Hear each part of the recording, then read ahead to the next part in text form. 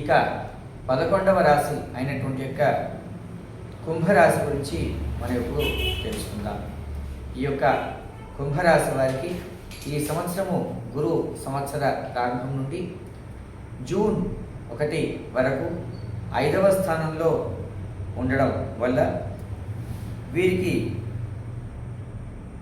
కుటుంబ సౌఖ్యం సంపూర్ణంగా లభిస్తుంది.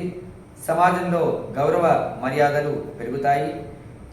పిల్లల విషయంలో వీరు శుభవార్తలు వింటారు. అనగా పిల్లల యొక్క వివాహ ప్రయత్నాలు ఫలిస్తాయి, లేదా పిల్లలకు ఏదైనా స్కూల్లో అడ్మిషన్ లభించడం గురించి కానీ, లేదా పై చదువుల గురించి కానీ శుభవార్తలు వింటారు.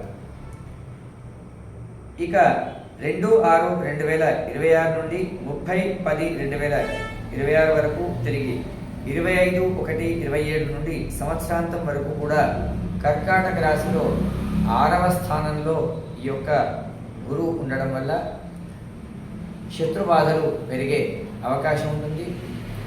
అదేవిధంగా అప్పులు చేసేటటువంటి యొక్క అవకాశం ఉంటుంది. బంధుమిత్రులతో విరోధాలు ఏర్పడకుండా జాగ్రత్త వహించాలి.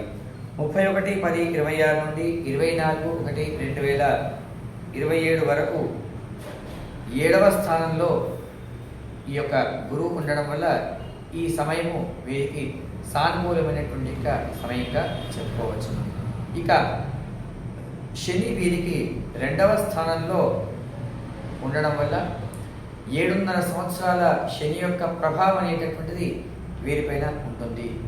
కుటుంబ విషయంలో కలతలు రాకుండా జాగ్రత్త వహించాలి.